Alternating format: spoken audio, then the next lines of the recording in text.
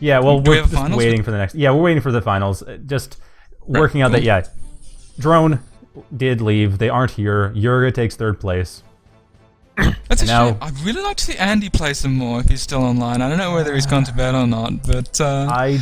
It's a shame he just squeaked ahead there. No, they left. Andy's probably not in best form if he's losing to Drone with and not executing his air starts quite right. And did he lose on Comet Catcher to Drone or? No. They won on Comet Catcher.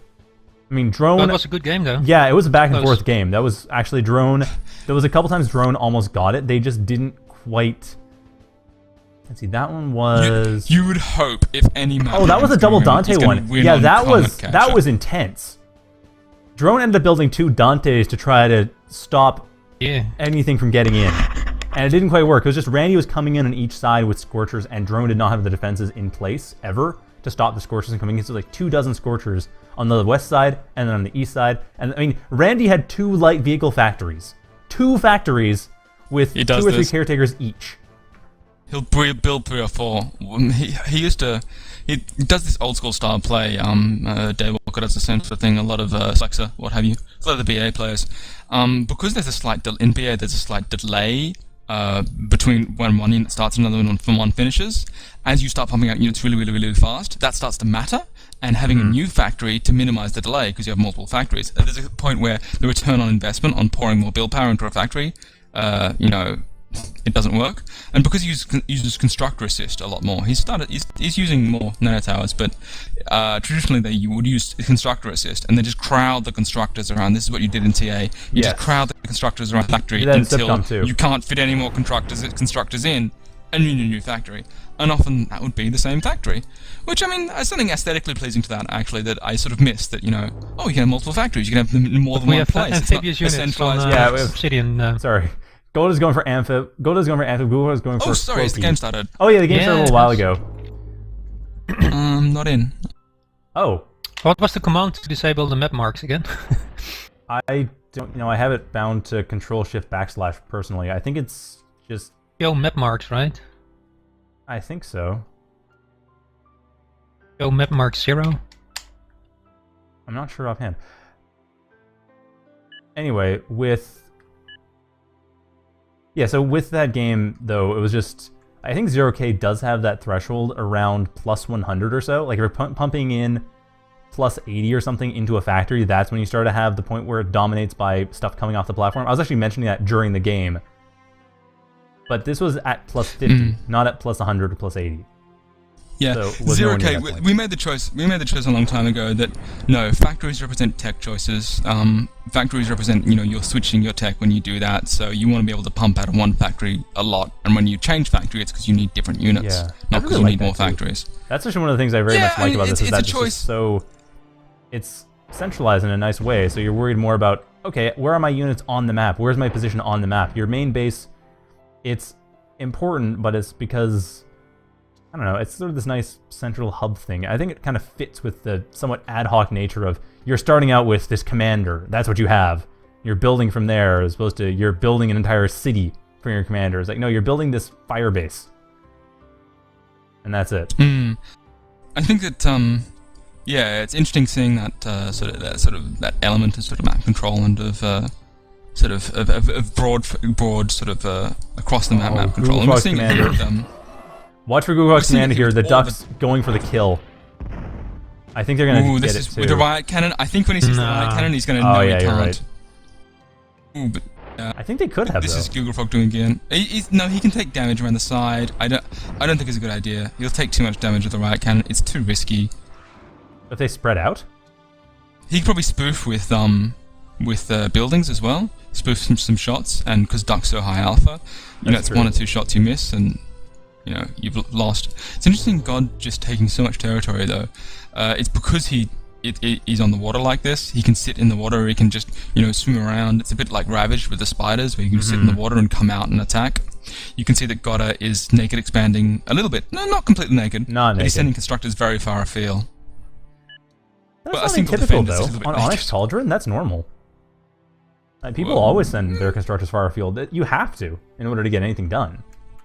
It's much further afield than GoogleFrog is. You can see, again, GoogleFrog expanding with his commander, which is already upgraded with a riot cannon, True. and his constructor is still sitting, just making solar panels, so he's using that for energy instead of really sending it far out. Although which generally is surprising, because with Cloak Factory, your constructors are really good for going far afield because they're cloaked. Yeah, but also, Godde is using their commander over to the southwest. That is a great place to use their commander. Here comes some ducks.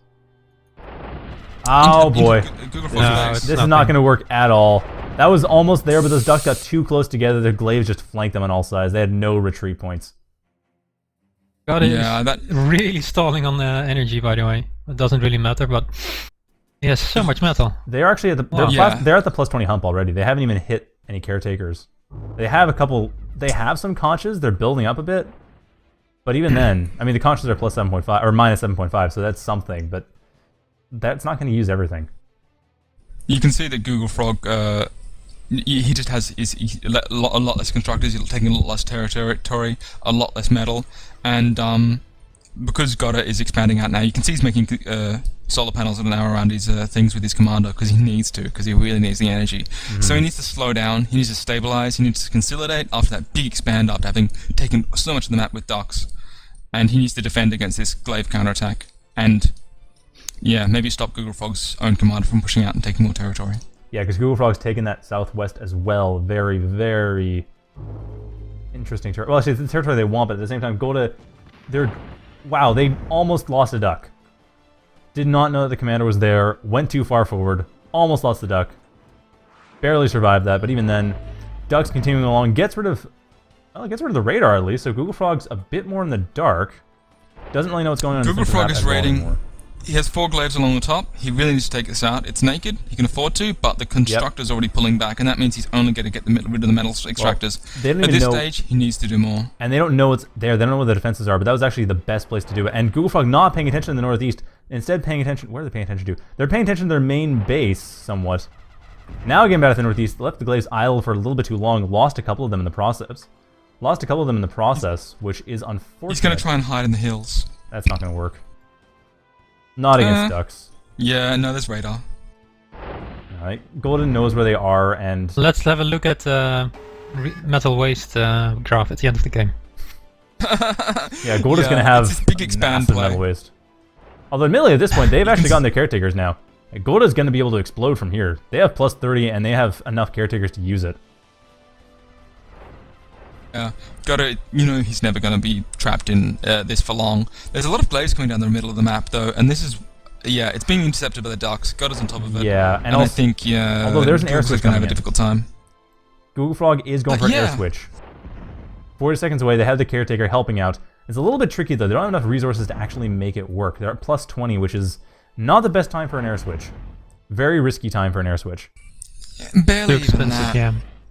I think that he really needs to take out a lot of these metal extractors, a lot of this expand. Yes, he needs to do something versus the ducks, and it's like bombing the ducks, bombing the metal extractors one by one.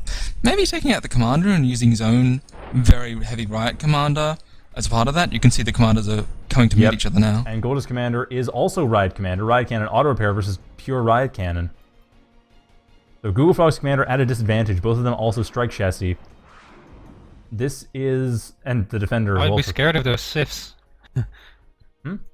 If I was Godde. Size in the middle of the map, and yeah, that's actually a really good choice. I really like that. Yes. If you can avoid the duck and take out some of those metal extractors, but there are so many ducks in the middle of the map, he needs something like One was exposed. GoogleFrog doesn't think Warrior is very strong. The other scythe is still hidden. So as far as Godde knows, there's only one scythe. But at the same time... I don't think it pinged on the map. I'm not sure Godde's using that widget. No. There was no ping. Huge amount of ducks in the base. Ah, Zeus. Yeah, not enough. I don't think so. No, this is death. I don't see any... I mean, the glaives are going to try, but might tank shots. Oh, that's true. This Zeus can help with that. Actually, Zeus is tougher than I expected. That takes he could tank shots and then send the glaives in, which is what he tried to, but there's still enough ducks with reload. I think maybe they have overkill prevention. I think they probably do. It actually makes ducks way stronger. I didn't consider that. They probably do. That was added in the latest patch. And the first Raven does come up a little bit late. Yeah, this is death. He probably wanted to use that to go in on Godde's commander, but Godde already had riot cannon, so he doesn't have that advantage there. More ducks. With one bomb, then you just walk into the enemy commander, but yeah, I think the Amp Factory pick was very strong. I think that ducks have gotten buffed from the missile change as well, so yeah, very dominant play from Godde. That was, although it is interesting to point out that how the system mechanics did change the ducks. Yeah, I mean, we were quite aware of that when GoogleFrog put this in, but it's a quality of life thing. You know, you want that. You don't want to have to, I mean, put your missile units on hold fire and then aim them all manually when they're ducks. That's crazy. You want them to operate optimally at larger numbers, because at small numbers you can do that. You can pull one forward and it fires first, even if they're not on hold. Pull another one forward, it fires second, and avoid some of the more dangerous situations. When you get to huge numbers, though, it falls apart, which means the counter structure falls apart. That's why we have auto skirmish and auto dodge and things like that, because the counter structure relies on it, and if you can't do it at least to some level of difficulty, you know, then you need AIs to take it over. So at a higher level, it still works. Yeah, the other problem, it does that does really buff ducks. Yeah, so, well, it's fine. It's just the important thing is to remember that that is what you're balancing around now. So that's the only thing. As long as it's being balanced around, we're quite aware of that. So we're watching that, and we're going to look at those units. GoogleFrog is particularly worried about scalpels, but I think ducks is actually a pretty good thing to look at. I don't like how ducks fit in the game right now, because Archer is amazing as a riot unit. It's fast and it's perfect because it does no damage to buildings, or very little. So I mean, it can kind of take out a metal extractor uses its whole tank. So really, I mean, I want to see archers. Maybe even to the point of buffing archers and taking some of their power away from ducks, so they're not so good against glaives. They don't one-hit things so much, and they're more something you supplement, something you use maybe as a baseline force, but you have plenty of archers in there too. If you come in when you come in up against enemy raiders, as you would say with ticks and glaives, where you have a lot of glaives and you also use ticks because ticks are really good riot units.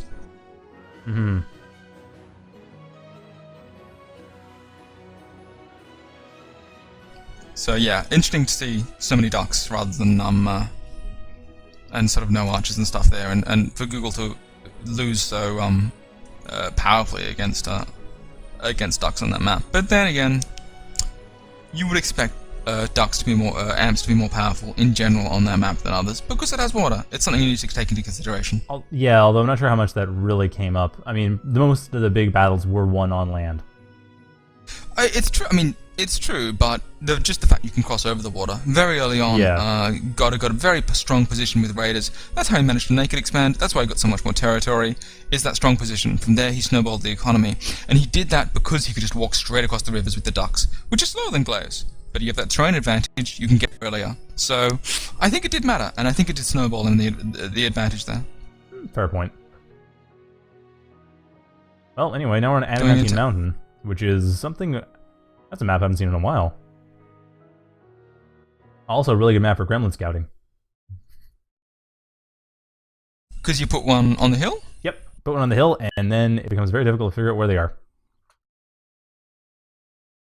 Yeah, gremlin scouting is cute. I like it. I think that it's a good secondary use of anti-air. I kind of don't like the structure where anti-air is like you only ever build it for air, and that there's no other reason to build it. But yeah, but the fact you can actually legitimately make a gremlin, or once he's switched out, legitimately use gremlins for something. And it's one of those things that Cloakbot has. It's one of those little things, one of those clever things. I like clever things in a factory. A clever advantage that it has. Yeah, Cloakbot is full of those. It's like Cloak and Jumpy have all the clever advantages.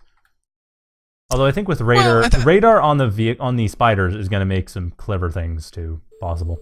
I think all the factories play differently, and that's what I like about it, is that the clever things you can do with one factory are just very different, that Cloak really take advantage of all the cloaking mechanics. And, yeah, we're going to see a Spider versus Jumpy match. Well, that's interesting, given the entire map is pathable, except for the very cliffs to the south and north. I think any map with cliffs is going to be slightly more favoured towards Spider and Jumpy, so I can see the advantage. Even though a lot of these are pathable, they're hard to get up. So yeah, I sort of see it. Over the map though, and this is one thing to point out about this map, for anyone not familiar with it, there's like 10 metal of high value spots in the main base and over in the corners, and the rest of it is junk. Like you can get it eventually, but it's almost not worth it until you have a massive overdrive network already. Yeah, well, I mean, it's usually a good idea to rush the corners. It's a viable strategy. Oh, another thing to note on this map, and Godde's already doing it, you can spam constructors. And you can use them as your energy source. Godde has no winds, no nothing. Nope, he's just making constructors. That's a real advantage with... Oh no, this is jump versus jump. Oh, cool. Yeah, it's a real advantage with any factory which has a strength on its constructors. I like to do that with Shieldbot. Spam a ton of constructors, and then you can make a felon and charge it off of the convict shields. Right. But here they have the slow rate, which is very nice.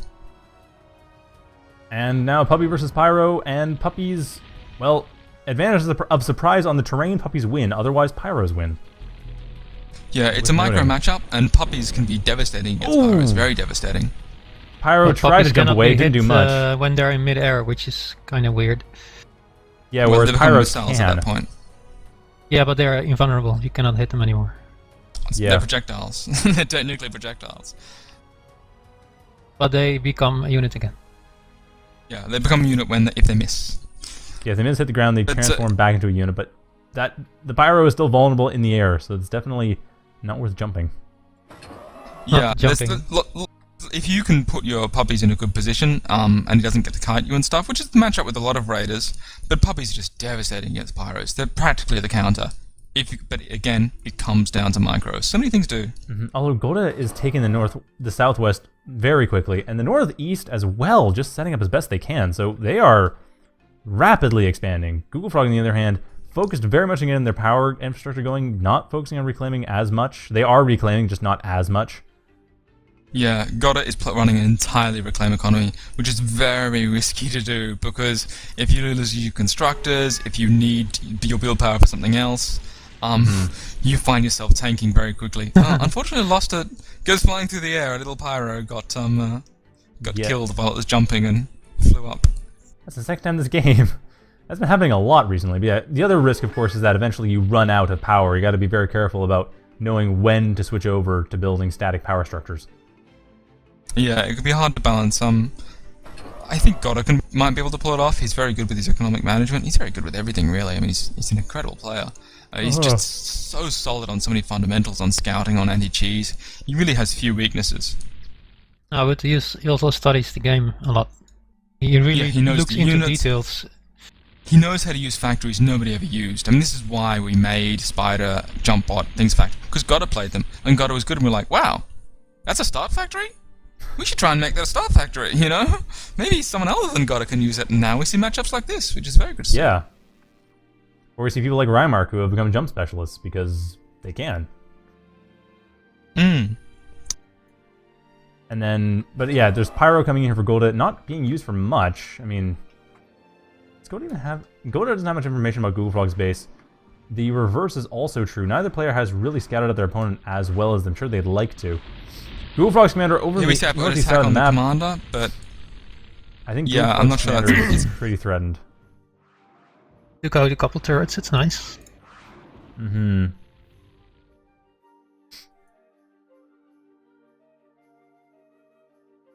This is the finals, by the way. This is a best of 5 instead of 3. Oh yeah, I think bronze match. I think it's a real shame here that GoogleFrog has been forced back by the Pyros. He's building defenses behind the 3 important metal extractors, which is just not what you want to do. You never want to do that. It's not going to be valuable later on. He's just defending his commander because he's worried about losing it. But he has to, because the commander is on its own. But there's nothing to defend behind it. That's the thing. There's no line to fall back to. And he creates it with the turrets, so he can now do the second line in the... True. But at this point, God is taking almost all of what they want from this. And he's just beginning to access just now and he's beginning to make actual energy infrastructure. But he just expanded hard and fast, made tons of cons, pushed his commander out really fast, and used a big reclaim economy. And I think that probably worked out for him. I think it was a good plan. Because GoogleFrog didn't go for a heavy raider game to try to counter the constructors. I mean, it's hard to do. Pyros are very expensive. You need to use them well. They can do a lot of damage when they do, but you need to use them well. And Puppies, they blow up a lot. You know, it's hard to get them through and penetrate. So raiding it's a very different game when using Jump Factory. Yeah, the jump versus jump matchup, that's the weird part. If it was like jump versus shield, it would have been a bit of a different story, just given, or jump versus Cloaky or something like that, because that would have been a much more powerful raider to come in to kill the freakers with. And now GoogleFrog coming in. Pyro versus Pyro action. Well, I think GoogleFrog has taken this one. Had enough pyros come in. Although it's actually it's hard to call. This will be a micro part because at this point, well, GoogleFrog's commander has his riot cannon. The pyros are forced to move back, but Godde's pyros a bit more forward. At the same time, I think the riot cannon and the commander's going to give him this matchup. Yeah, although both players are... Yeah, shame at the placeholder. Well, the placeholder is really not that useful when you're dealing with Jumpbots. I mean, half of the army can jump out of the black hole. The whole synergy, yeah, so that it's not very good against its own factory, so... No, it just breaks down. If we see an attack on the north, the commander's being used and taking the territory, and that's good, but you got to understand that that's territory that Godde had already taken and secured and did not need to contest. Well, exactly. For the trees. For the metal, maybe, but the trees, no. Godde has that. Godde has 4 metal extractors in that left corner. Yeah, they're the important ones too. Yes. Plus 10 metal over in the southwest, plus 10 metal in their, plus 10 metal in their main base, and nothing over here, but doesn't matter. GoogleFrog has coming up now. GoogleFrog has 2 of the junk expansions on top of that, but they kind of had to at that point. They had to take something. And they still pay back. They're still worthwhile, especially if you can defend them easily. It just takes a while. And Godde is now going to harass that, tear apart those metal extractors. Losing a pyro in the process, but still. GoogleFrog's around the back, but we'll see if this works. The constructor gives him the advantage though with the slow, but he needs his own pyros there. Well, there's only the one pyro, and these freaks is about to go down. That's a lot of dead constructors potentially. Oh, but they escaped. Wait, how did that pyro die? Was that friendly fire? Or is this the explosion of the? It was fire, but I'm not sure if it was friendly. Yeah, that's not surprising. That's actually one of the things that's always made ducks hard to use in large numbers, is the fact that they had a tendency to kill each other, and they still kind of do. That's not one bad, very ballsy commander. That's one dead commander. It has a riot cannon. That's a fried commander. No, that's dead. Yeah, there's an off there. I don't think it's going to swing it, but it's definitely going to give GoogleFrog the room they need. I don't know about that. GoogleFrog has his commander right there. He has a riot cannon on it, and he can take that territory, but this relies on Godde using his moderators effectively. You cannot move a commander into moderators. No, and the moderators aren't really stopped by the placeholder. That's not the problem. Yeah, I mean, they're put in place, but I haven't seen Godde made any placeholders yet. I doubt he's going to. I think in this matchup. Yeah, it's just not worth it. Ooh, puppies would be a really good call to take that wreck. Oh, the comm wreck? Yeah, if they can swing around the moderators, that would work. Although also, they're really strong against moderators, actually. Puppies are very strong against moderators, especially if you let moderators waste their blast. Yeah, well, exactly. That's the reason they're strong against moderators. Perfect. They can just take that, rush in, knock him out, 2-shot, death. Yeah, that's the correct call. And now the freaker's going out. This is why puppies exist in the factory, because sometimes you really need a cheap raider just to waste certain enemies to get in fast, for things like that. So, yeah, they do definitely serve a role. And at this point, GoogleFrog has the caretaker right next to the wreck. Faster. GoogleFrog has everything right next to these wrecks, and that's, what, 1,000 reclaim? Yeah, 1,000 or 1,100 metal worth of reclaim. Right there. A little hard to take because of the way that the cliffs in the center work, but it's still very possible.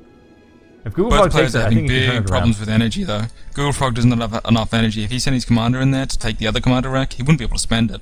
He could spam constructors at this point, though, and take trees, because if you were claiming trees and the commander, you'd be able to do it. But GoogleFrog's sending pyros around the side. And also, Godde's sending pyros to reclaim. Actually, Godde is reclaiming that. They sent pyros to secure it, and is sending constructors. The freakers are there to take it. That's a shame. GoogleFrog needs to get in there. Yeah. But he's coming around the back, and he's taking out the LRTs, and all you have is some constructors basically to defend. The nanos. Yeah, that's not the best target. Not the factory. I think they're going for the metal extractor, actually. He set a lot on fire, but yeah, in the end, not enough damage to make it worth it. And here comes a ton of pyros there to take the commander wreck. On the north side, nothing much happens. Oh, the placeholder. And GoogleFrog, once again, really cautious with their commander, blocking it entirely inside the solar collectors. Oh no. Well, GoogleFrog's on the back foot. He doesn't have much territory. There's really only the high value metal extractors, and oddly enough, there's 2 near the base which are not taken for either side. Only the high metal extractors matter so much, and they're pretty much even at this point. Godde took theirs. They lost it. Yeah, of course. GoogleFrog hasn't taken theirs yet. They never put an extractor there. I think he's going to use Scallop to counter Powers. It's not a bad idea, I suppose. Yeah, that makes sense. Is it a one-shot kill? I think so. Double check. Scalpels, and they are building those. Scalpels are 620. Yeah, it is exactly a one-shot kill. Thanks to the empirical DPS fix. Google has been looking... I wonder if that's actually a balance change. It's interesting, yeah. That might have been. Using placeholder, and this is one thing the factory misses, is an AoE skirmisher. Other than the Firewalker, you don't have anything that can do like a dob of AoE onto a target in high alpha. But Scalpel actually has huge synergy with the placeholder. It'd be very interesting if you could one-shot these powers. Look at how many of them in a ball! I wish there was a Scalpel there. I think he might soon will be, but continuously stun them. He will, yes, that's what he's trying to do. Until the Scalpel can get into position. Oh, yeah, but they can only do that. That can only happen once every 10 seconds or so. There's a demonstration of how it doesn't work against someone who's paying attention. They jump straight out and destroy the placeholder. That's a real shame. Oh, it's a 5-second reload time, never mind. Yeah, it's like, you do that twice in 5 seconds, you're okay. Because they jump out and then you lock them down again where they jump to. Yeah, but you just jump in the line and it's hard to lock them back out again. And you only need one to kill the placeholder. That's true. Placeholder is really... the factory has a lot of weird units which are pure utility. Which is why we changed the moderator to do damage. Stinger coming in, that is in a nice position to deal with all this. That's going to lock up the Scalpels here. And stop them from potentially killing killing all those pyros, which means he keeps his advantage, and now he's pressing into the base. I can, just hop forward with HLTs. Where are the puppies? He doesn't need to make more units. Where are the puppies? That's what I want to know. There's 3 puppies over here. That's not quite enough for the moderators. They need to get rid of... Yeah, that's not going to work out too well. Scalpel's coming in, but that's... Yeah, they're totally locked down. The Stinger's going to help, but not by much. Ouch. Yeah, that's it. Yeah. GG. That is game 2. Or is it? No, GoogleFrog hasn't thrown in the towel yet. No, it was a strategical self-destruct. Yeah. No reclaim for you. What was that? I mean, you can do that to deny reclaim, but I think it reduces it. It reduces it to maybe wrecks. He wants to reclaim. Or not to debris, sorry. Yeah, that's what GoogleFrog's saying no reclaim for you. I mean, I think he honestly has enough. But he has 3 constructors there, so... But it might... I think what it is maybe he just wants to play out the Hover Factory matchup to see if they're strong enough. But tons of pyros in the base, though. This might take out some cons, but a little bit too little too late. However, it could take out maybe take out the caretakers. No, it doesn't. Not being focused. Because GoogleFrog doesn't seem to like killing caretakers. You can see Godde is also cross-healing to prevent the fire from killing the Freakers, which would have happened otherwise. They just heal each other and they'll be fine. I think at this point GoogleFrog is really interested in the matchup of Scalpel. Oh, nope. No, he's given up. No, they aren't. But I think maybe he was interested in the matchup of Scalpels against Moderators and Pyros, because they're one-shot, because it's a change, because they have the same advantage the Ducks have of the avoiding overkill. Yeah, I think he might have wanted to see that matchup, see how it would have worked. But yeah, he lost on economy some time ago. Yeah, it was kind of close for the most part. It was just losing that southwest really early on, and not being able to take the northeast. Or not losing the southwest, but having the southwest taken by Godde and not being able to take the northeast in response. That just sealed it. It was very hard to get back from that. He swung it back if he'd secured the commander rack, and if he'd have enough of his own constructors to also reclaim trees. I think that would be the solution to his energy problem. You could also say, if on the little back hill there, you build a line of winds, they become really strong. But I think reclaiming trees is probably the best option. He could have swung it back, but he was very conservative with his own commander. He didn't want to move it forward when he could have, and then it became too late, and Godde got the reclaim for himself. And once that happened, Godde got the momentum, and he didn't lose it. Yeah, there wasn't much chance after that point. Which is that was kind of unfortunate because they were very close then too. It was, I think the army value was actually in GoogleFrog's favor. Very slightly, but it was. Once the commander died, I think, you know, that's obviously a big swing if your own commander is nearby, because you can secure it very easily, but he'd never really even made moves forward, not even leapfrogging his defenders up there. Yeah, that was unusual. Well, anyway, I wonder what GoogleFrog's going to go for Game 3. Their map choice, once again, I think... I guess Godde, what would they go for? I mean, they randomed into Adamantine Mountain, so I don't know if they even have any ideas of what to do.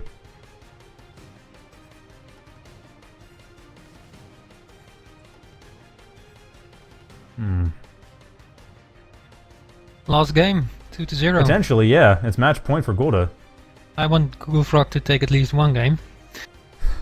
Yes, it would be nice if it weren't a complete shutout. Godde's been complaining about being rusty the last while. He lost, like, you know, it was like 3 out of like 7 or 8 games against me, which is, you know, pretty unprecedented. And he's complaining about being rusty, but I think he's enough time to clean himself up, and yeah, he's doing pretty well now.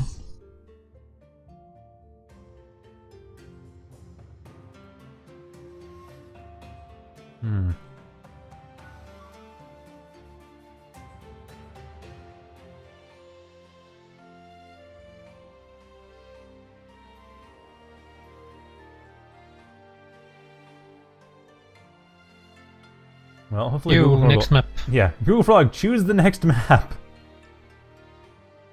Come on. No, GoogleFrog, you're not done yet. It's best of 5. You have to lose 1 more time, or win 3 times.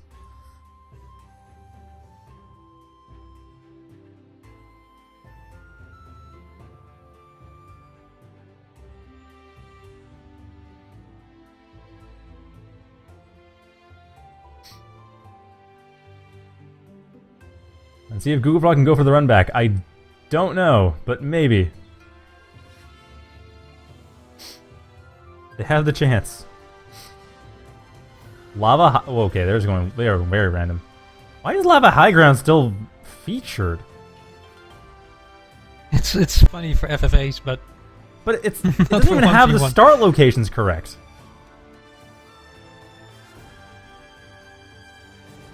I think funny for FFAs is the correct term to use it. I think that's as far as you could go, that it is funny for them. The start locations are all messed up.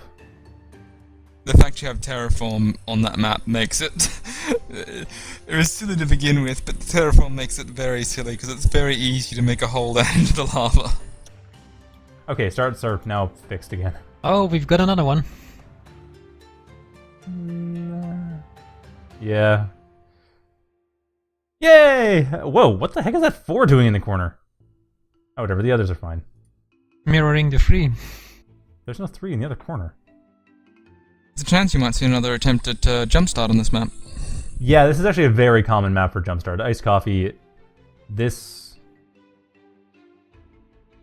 is a thing that comes up a lot. It's quite a well-balanced map for Jump and the 2 sort of conventional bot factories, I find. Well, it was actually kind of surprising because I didn't expect Jump to work. I actually tried to make the water on the north and south side of the main base, like where it's that moat-ish thing. I thought it'd be just wide enough that Jumpbots couldn't get across it, and it turned out to be just narrow enough that Jumpbots could barely get across it. But I decided to leave it in because I thought, you know, that's actually okay. That could work. Yeah, I think that it's often more that you have these dips here of water, which are impassable to most units. Well, that was the idea. Jump units can go straight over. I wanted to have cliffs. Like, I wanted to have, because cliffs don't work like cliffs, because things can go over cliffs, but nothing can go over steep hills with water in between. They can shoot over it, but they can't move over it. Yeah, except Jumpbots if they're narrow enough. If the path is narrow enough. The game's sort of made to be, there's different types of terrain, and different units can go over different types of terrain, but there's kind of no terrain that no units can go over. So yeah, I mean, I don't mind that. I think it makes the game interesting. It's a bit of a shame mappers don't have the power to say no. This is a choke point. Nothing can get through here. But it means the choke points are different for different factories. And like on this map, it becomes choke points where you can put LLTs in the little gaps between the little riverways. But if you go Amphibious factory, suddenly those are little puddles you can sit in, regenerating your hit points, shooting out with boy power. You can puddle hop from one to another, which is another factory you can work on this map. Which I think really works really well. I think one thing about this map though is that it's very dependent on the side metal, because there's not much metal in the middle, and most of it's towards the side. Well, that was the idea. It's make sure that the metal wasn't that big of a deal, because there is no center metal. It's all side metal. It's very spread out though and hard to defend, because you have a lot of metal in the corners. Mm-hmm. Yeah, the metal map of this map is probably the least polished part, or least intentionally designed part of it. Like everything else had very clear ideas of what I wanted. It makes for interesting gameplay. It's unconventional. It's not like a lot of other maps. It makes it actually for a very different kind of map. And we see that GoogleFrog has in fact gone for Amphibious. He feels that he can stick in the puddles, and maybe he feels that Duck is stronger now as well, and that he wants to give that a shot. Yeah, Amphibious is a little bit tricky though, beat him in the first game. The way the terrain works is a little like there's kind of one side in for amphibs for a lot of the areas. Like you can walk in on one side but not in on the other. Or you can't go through as much. Yeah, it means they're hidey holes, sort of bolt foxholes rather than areas to cross. Yes. Which is kind of cool. I didn't actually intend that. I didn't think of amphibs. When I made this map, amphibs weren't played. So it didn't even occur to me until afterwards, like, oh yeah, right, I guess I should probably have double-checked amphib pathing. But it's a bit of a problem. You sort of they have the same as bot pathing, so as long as the map works when it's dry, then it works when it's wet. But I never tested a dry version. It's something that's not considered in a lot of maps, so it's not too much of a problem. They have enough areas they can go down. Yeah, but I like that it is foxholes. I think that works nicely. Gotta making a very bold choice going for an early scythe here. I don't know whether he's going to try and snipe some metal extractors, get in the back of the base or something and just wreck the shit up, or whether he's using this as a counter to ducks, hoping that... But I think the alpha damage on ducks means that a scythe's not a great choice here. I hope he's trying to counter... trying to go for a kill on the base, get all the wind generators. I'm not even sure if they can get away with that. I mean, that scythe... Oh, okay, they can. I thought it might have been scouted in the meantime. Although... Unless Godde goes around the back. If they go down the ramp, I think they're going to get spotted. If they go down the back, they should be fine, but are they going to do that? I'm not sure if Godde realizes that the backside is actually bot pathable of the main base. Yeah, I think he would realize that. I suppose he'd play this map enough, but he's using a cloaked unit, so it could sort of go in anyway. It actually has a huge potential to take out all those wins, because you go wins on this map. Oh yeah, but it's more just that at the time, the scythe was actually in a position where if it tried to move out, the ducks would have intercepted. That was the problem. Yeah. I think the scythe could do a ton of damage if he got it in. I think he expects that GoogleFrog would have put defenses in his base. But that scythe can almost one-shot. The winds just bang, bang, bang, bang. Look at this, you could take him out of the game right now. On the southeast side, though, the rock is in a foxhole. Two scythes. Oh, yeah, that's the scythes are going to comms snipe. That's really nice. Ouch. In fact, he could have traded one. Well, it wasn't even a trade. That was... The scythes got it for free, somehow. But I was just pointing out that the ducks popped out of their little foxhole right as the rockers were immediately over it. Meaning that they were basically perfectly positioned. The rockers were in a terrible spot, but then right as that happened, that's when the commander died, so I couldn't really comment on it too much. Double check, is this... Okay, so it looks like... Yeah, having those little foxholes to duck in and out of is really strong for Amphibious. Yeah, it looks like the S-shaped one actually does allow ducks to go from one side to the other. It's just wide enough and it's pathable on both sides. It's not pathable in the center, but it's pathable on the ends. The good news for GoogleFrog, which might keep him in the game, is that he's going boys now and he's securing the wreck. If he can do this and build up a big boy force, I think he's still in the game. A lot depends on whether the sides are going, and yeah, the sides are coming at the boys now, and they're taking one of them out. You can't afford to lose boys, not in such small numbers. No. Especially with the ducks not there as support, although the ducks managed to get rid of that one scythe, but if those ducks had been there for the other scythe, they would have Well, they would have killed the boy in friendly fire, but they would have also killed the scythe. So it wouldn't have just been the boy that died. It would have been both of them. Because ducks kill everything. Because ducks are jerks. And I don't mean the unit, I mean the actual real-life animal. It's interesting seeing the nerfed Rocco against boys here. Boys and Roccos were sort of had a bit of a matchup. They were the big sort of like mass units, mid-game units of both factories. I think the puddles are going to give GoogleFrog a real advantage here, but he needs to secure that wreck. If he can secure that wreck field, he's still in the game, because GoogleFrog actually is kind of even on metal. Godde has only just taken the low ground. He hasn't taken that much ground. He's focused mostly on military, on the scythes, on taking out the commander. Oh, and here's the scythe actually doing quite a bit of damage against the boys. Yeah, he needs to get them in the puddles. Once again, although the ducks are going to try to help, but it's still not enough. The thing is, the ducks against the Roccos, they're very similar, being that they're both rocket-based. There is that... I mean, it's basically a matter of who outranged... the fact that ducks are outranged heavily by Roccos doesn't help, but they're not fast enough like the glaives to come in. They're very similar speed to Roccos, only slightly faster. So it's a lot harder to destroy them in the same way that glaives do. You need to ambush from the water, and you need to stay in there to regen, because they're not one-shot by Roccos, so they can go in, get an attack off, duck back under, regenerate the hit points, do it again. Yeah. He really needs to use this water, and he's using it with boys. They regenerate very fast in water, which is nice. You want to do that, and you can make a little floaty force there. But yeah, the Roccos are nerfed, but they still seem to be not a bad choice in this matchup. Well, it's fine if they're not a bad choice. It's just the problem is if they're the only choice. You don't ever want it to be the only choice. If it was the only choice, then that was, I think, the issue we were trying to deal with. Because especially like with Spider before they were the only choice, and against Amphib they are still a really strong choice. So I don't expect to see Glaives at all. I mean, we want them to be strong. They're a nice unit. We like them. We think they're good. We just want better matchups with other units and things. And the boy Rocco matchup was always an interesting one, and you could always definitely do damage, especially if you had a puddle. GoogleFrog. No, GoogleFrog's giving up. I don't think he should.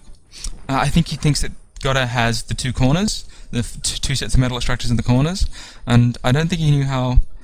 Yeah, he wasn't that far behind, but I think he felt that with the defenders there, he couldn't secure the comrec, and as Godde started to secure the comrec, he felt like he couldn't do anything about it. Well, that's the point. The comrec was kind of out. Although the one thing is, Annika was pointing out in the chat that ducks shut down glaives as a class, which probably doesn't help for the matchup potential. Because why would you use glaives if the ducks are going to kill them? And the Roccos can kill boys. So that might be more the issue. Anyway, as for the tournament, congratulations! It has been concluded. Yes, it has been. And you're still here, Floris. That was short. Anyway. Well, it wasn't 6 hours. It was 4.5. So yeah, Godde 3-0 against GoogleFrog. Well done to Godde. And back in top form. Yep. So Godde, GoogleFrog, YurGa in that order. That's not bad considering the way... I mean, Randy might have gone a slightly higher placing if for the seeding. But yeah, overall... I still think random plus a double would be the best way to go, because you'd have double elimination to increase accuracy, but random to eliminate the issue of the first players getting completely wrecked in their first match. Even if this, thanks to double elim, they go into a better match for their losers bracket match, they're still having one match that's completely a waste of time for them. Yeah, well, that's sort of set up in competitive play that way, because you want the best players in the finals. Yeah, no, it's most accurate to do it in the proper seeding order. It's just that the randomness does allow for a bit more evenness, or a feeling of evenness, and then if you have double elim, then it gets back some of the accuracy. Yeah, and then you can imagine if it had, if you had a situation where, like, it was half, like, 1,500 noobs and half top 10 players, and if the top 10 players were all in the top bracket, and, you know, it was, the finals was, like, you know, Godde versus... I won't call out names. Yeah, but the thing is, that's where double elim comes in, because what would happen is the finals would still be the top two players. Your third place is slightly problematic. Your third place ends up being anywhere between the third best player and the n/2 plus 1th player. Yeah, I mean, That sounds alright in theory, but it's a lot more games. So you need to play it over several days at least. Double limb? Nah. It's like one more set of games if you think about it, because most of them can be run in parallel. If you think about the way the parallelization works. How do you survive these casts? You're such a beast. Like you just power on through these things. It's only 4.5 hours. Afterwards, my voice. I can barely talk afterwards because I'm shredding it, just talking, commentating nonstop. All the time. Like I talk to myself all the time just to practice keeping my voice going. My whole life I've had a habit of talking to myself. Or just thinking out loud. More precise. You're crazy, and it comes in handy there. That's what you need to be. I know, right? It's like you need to be insane. They work. No, it's more that I just think out loud. I find it easier to organize my thoughts, and as a result, I end up just speaking a lot, and I've gotten used to speaking for long periods of time without really resting too much, and as a result, I end up being able to speak for hours. And I've noticed it's exhausting for the players. 6 or 7 hours is where I start to notice it. It's exhausting for the players too here, though. I mean, to play a lot of games. I think it can be worthwhile, frankly, since we have recorded games now, and like you can like broadcast quite easily from a recorded game. That having them played over several days, or it's like a month-long competition where that's not the problem, an entire though. month and you play the maps. I have done tournaments, like double limb tournaments with dozens to hundreds of players. I have been in them over the course of a day. Although in the case of the hundreds of players, it was actually organized into a bunch of... what you do when you get more than about 30 some odd players is that you split it off into smaller sub-tournaments. You split it off into pools. And then you have those go. And then when those are finished, the winners of the winners bracket and losers bracket of each pool end up moving on to the main tournament. And then that's your final thing. And that was over the course of 2 days. So you had 1 day for pools and then another day for the full tournament. Or the final brackets. I think that really for these, a lot of people what they're hanging out for is to see some of the top 10 players go against each other, though. Yeah. And it's really good to see that some of the lower level games and some of the stuff that can come out of them, and some of the specialist players. Rymark often participates in the tournaments, and you see him pick a C map and try and make that work. YurGa did the same thing here, and that worked. Yeah, that was really well. Really that was nicely done. It's nice to see. Yeah, so but I think that given the fact that it only takes like 5 to 7 hours for 1v1, that if you added double a limb, you'd end up with a situation where it would take another hour or so. Because think about the bottleneck. Like, the only matches I ever say I want to cast this are semis, bronze, finals. Well, that's 4 series. Whereas in double a limb, it would be winners finals, losers finals, and grand finals would be the only ones I'd be bottlenecking. And at that point, the tournament format itself bottlenecks them. Winners finals has to happen before losers finals, which has to happen before grand finals. So I'm not even in the way, and everything else can just happen when it's ready. Like when the players are ready, they just start and go. And because it runs just about as much in parallel, you'd end up adding 1, maybe 2 rounds to what exists already. So in theory, it would only add another hour or hour and a half, and that's still well within good limits. We still broadcasting? Yep. Although I'm going to be signing off. So anyway. Yep. Thank you all for watching. Thank you, Saktoth and Floris, although Floris has just left. Thank you guys for You're welcome. Casting with me. Sorry for being late. Well, apologize to Anarkid. Because... I told him before. Was he mad? I told him. I said, I have stuff on. I don't know, I'm just saying. But worst comes to worst, I'll be able to cast the finals. Anark is the tournament organizer, not me, so it's... Okay, well, I told him, so it's all good. Yeah. And Clon's a good player, and he was facing up against GoogleFrog, so I don't think it would have gone much different. I would have liked... You can look up some of my hit match history. I've been playing lots of games versus GoogleFrog and versus Godde. You want to cast those would be great games. That's something I may do. Anyway, I guess that's about it. So thank you once again, everyone, for watching, and thank you all the players for playing. Have these up on YouTube probably by tomorrow, probably. And that is it. So good night, everyone.